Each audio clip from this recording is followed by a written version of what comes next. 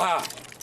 Boy, sure glad I'm not telling you about the cycling today. I've got a great guest, and we're going to have Scott come in now and tell you all about cycles. Morning, folks. Morning, George. How you doing? Good, how you doing, buddy? Glad to have you on the show, man. Glad to be here. Well, this is Scott Ringer. He's from Payson. And some of you Spanish Forkers are probably thinking, how's Goose having a pace night on this Spanish Fork show? Hey, Goose. People from Payson can ride too. Yeah? But we don't play baseball very well. Now, people, we're not talking about baseball today.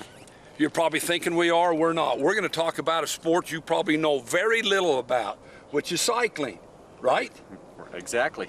So we're going to have Scott tell us about his bike right now. Well, folks, this is a road bike.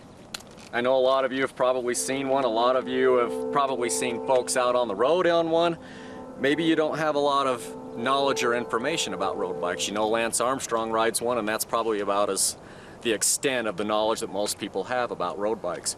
Road biking is a very fast growing sport right now. A lot of people look at it and say, well, it's not a sport. Sure, it's a sport. You race, you compete individually as a team, just like you would in baseball. Different equipment, though. Okay, but use a bike. I've noticed that you've got those weird-looking shoes on. Why is that? Weird-looking shoes? Well, if you look at the bottoms of these shoes, come over here where the camera can see them better, they've got cleats. Just like you'd wear cleats in baseball to grab the field. Okay. Well, we wear cleats to grab the pedals. And this is probably a little different type of pedal than what you guys see on a bike like on George's. Yeah, no, like on the mine. flat pedals. Like on mine, as you can see, it's just a flat pedal. Now I want to know what the advantage is to the weird pedal versus mine. The advantage to this pedal is I can clip my shoes in there so that it can't come out. And what that does, unlike George, he's only getting the energy transfer as he's pushing down on the pedals. This in here, I'm actually getting energy transfer all the way around because I can pull my leg back and pull the pedals back, which actually keeps you going at a better pace. Less energy expended? Less energy expended. Okay. Well, tell the people about the weird-looking seat, too. Weird-looking seat. What's weird about it, George? Well, look how narrow it is. Look at mine, it's wide, and yours has got a hole down the center. I would think to ride that very long would be pretty tough on the hiney. Actually, it is a little tough on the hiney, but there are some things to combat that. You know, one, we wear Lycra shorts with pads in the butt area, you know, to keep you from bruising and keep you comfortable. The seat actually has gel pockets in it. Oh, yeah. Keeps you comfortable that way. Now, I've noticed that you got a couple of meters up front. What are the meters? Well, what I've got here, I actually run 2 of these. The reason why I run 2 of them is because I can see more information at the same time. I can see my speed, my real-time speed. I can see my total time I've been on the road. I can see my total distance. I can see whatever I want to see. And now this is a recent addition to my bike, is the new GPS. A lot of cyclists are starting to go to GPS with map capability. Gives me real-time feedback on climbs, on ascent and descent. I also wear a heart rate monitor, which I wear around my chest, and it communicates wirelessly to this GPS unit, which gives me instant feedback on what my heart rate is. Oh. And I can train knowing what my heart rate is, trying to get myself into a certain zone where I'm getting the full benefit. So you can get your of the target workout. rate. Absolutely.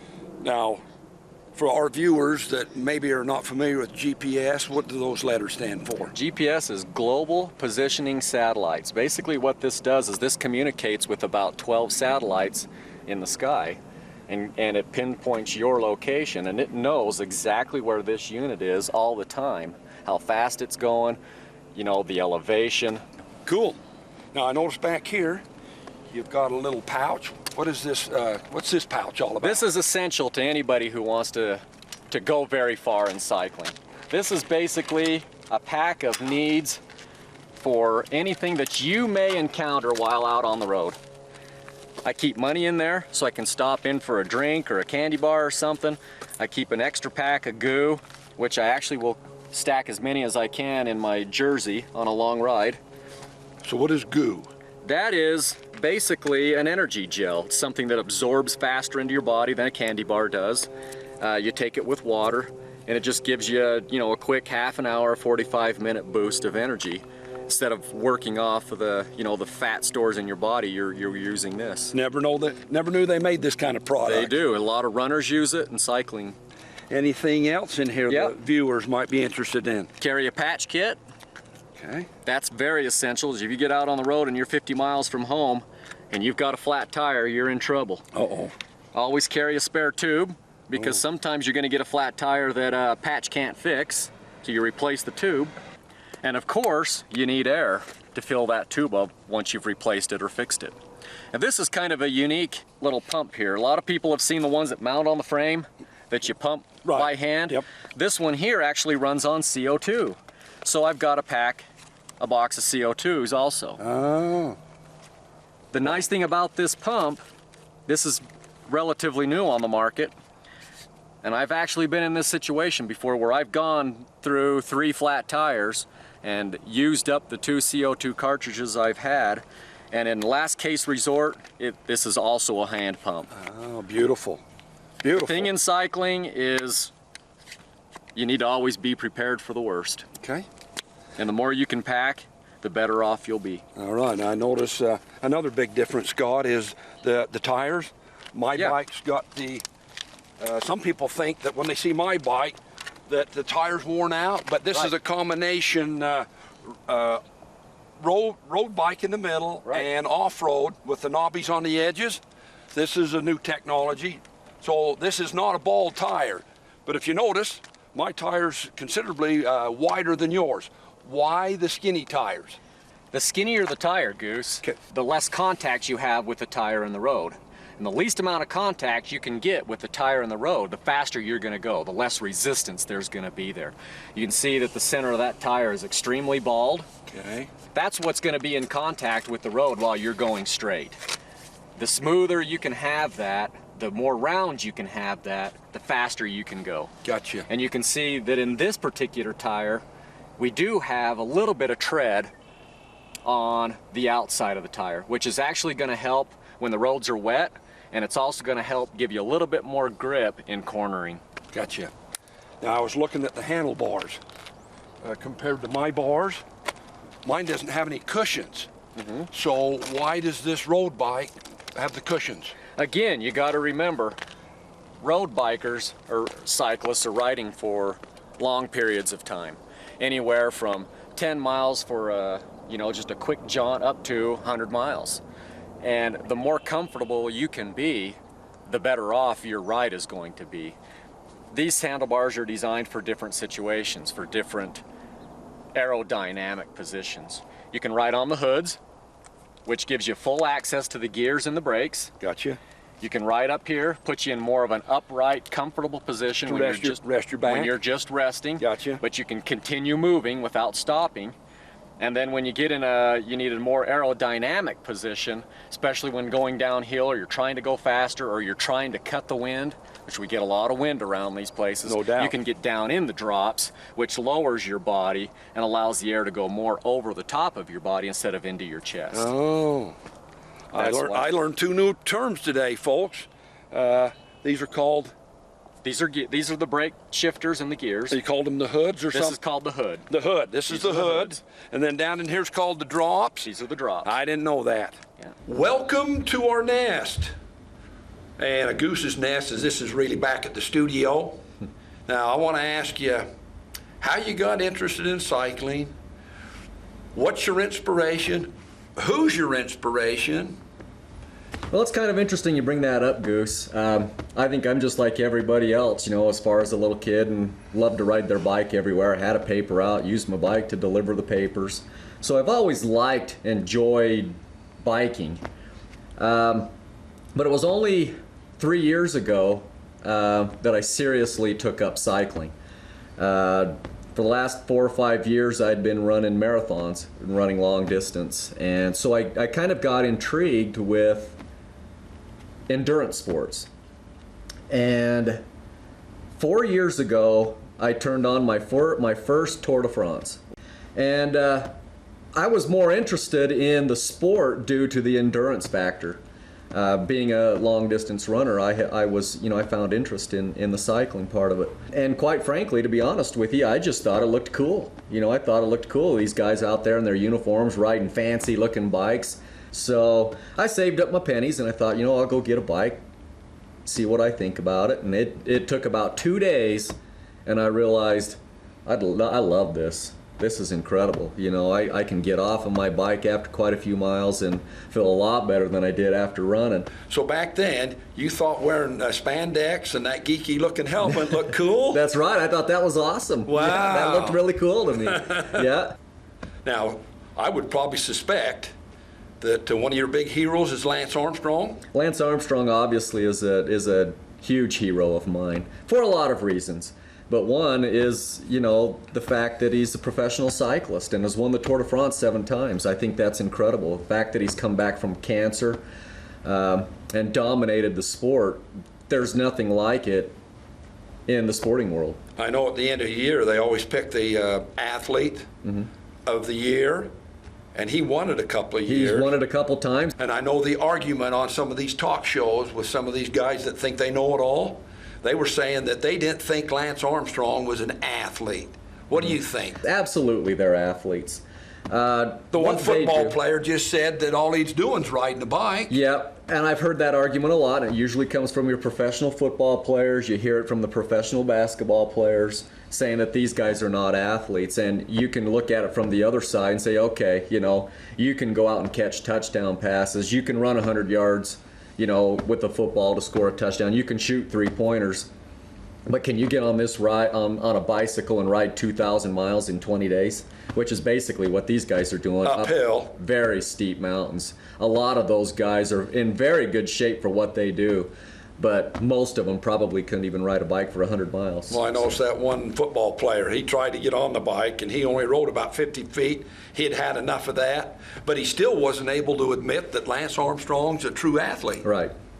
Yeah, that disturbs me a little bit. I know. That'd be like you saying that you're not an athlete. That's right. What other sports have you played? Oh, played baseball in high school, played a little football in high school, softball till a few years ago. So. Is that in Payson? And Spanish Fork. Oh. Okay, so you were a true athlete when you were doing team sports. I believe so, yeah. But now you're a cyclist? You're a what? I'm an individual athlete, I guess you could say. Oh. Yeah. Now, I think I was remembering you saying that your resting heart rate? My resting heart rate right now is right about 50. Okay. That's pretty darn good. Not too bad. Yeah. All right, let's take this show into the wild since it's called Goose in the Wild. We're going to take a look at some more footage of Scott on his bike. There's probably some people interested in how many gears this baby has. Mine has 10. This particular bike has 20 gears.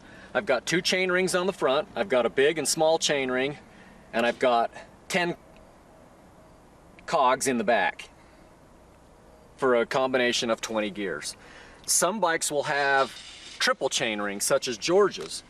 Okay. Basically what that does is that gives you another set of 10 gears for really intense, steep climbing where you need a really fast cadence. That gives you that higher cadence. This one is not necessarily a climbing bike. I do a lot of climbing with it, but it's not got the gear ratio to really do some serious climbs. Okay, now I noticed the wheel itself. Your bike has less spokes than mine does, and I noticed the valve stem. This is kind of odd. It's longer and it's made of metal. As you can see the difference in valve stems. What's the deal there? This is called a Presta valve. Yours is called a Schrader valve. The reason why they make these so long is there are a lot of bike wheels that are designed more for aerodynamics. You can see my rim is actually pretty shallow. You'll see a lot of guys wearing or riding on really deep dished rims. What that does is that gets that access to the tube farther out because your rim is coming up through here. The fewer spokes makes them lighter, makes it faster, but it does make the wheel a little bit weaker. Where you've got a mountain bike, the more spokes, the stronger that wheel's going to be. You're going to be banging your bike around a lot more so than I'm going to be banging my bike around. Okay, makes sense. What about the water bottle? Do we really need one of these on the bike? Goose, you'd better have a water bottle on your bike. I see that you don't, but if you're going to ride in this 90-degree temperature, you'd better have a water bottle. Okay, man, I'll get one on there. Sorry, my bad. All right, you do that. All right, Scott was just dissing on me about not having a water bottle at all. Well, I noticed in his, look at that. He just barely got some H2O in there, and if he's going 20 miles, how long's that gonna last, buddy? About 5 minutes. About 5 minutes. So don't diss on me, all right? Hi, guys. Welcome back. We had a lot of fun outside. Now we're gonna bring it back indoors and see if we can have as much fun. And I know the audience wants to know this. This is the question, right? I've referred to cycling, rider, and all that. What's the difference, man? What's the difference? Is there a difference? Difference between biker and cyclist? Yeah. I believe that there is. A biker maybe refers to somebody who just rides recreationally, maybe rides around town, goes from home to the store. Kind of like Goose? Kind of like Goose. Goose is, you're a biker. I'm a biker. Cyclist is maybe a little bit more of, should I say purist maybe? Somebody who does it for the sport. So you're saying I'm not a purist? What's the deal? I guess I shouldn't have used purist. Okay. Not doing it for the sport. All right. That's better. You're a purist in your own way, right? So there is a little bit of a difference between a biker and a cyclist. But you need to know, do not confuse biker with the mad biker. The mad biker? The mad biker would be the dude on the Harley. Oh, the dude on the Harley is the mad biker. So we've got cyclists, bikers, and mad bikers. Oh, I didn't know that. How about you guys? All right, folks, we're going to actually have Scott do some demos on these positions. And as he comes by, he's going to kind of, and I'm going to kind of explain what's going on here, which position he's in. So if we'll have Scott demo right now.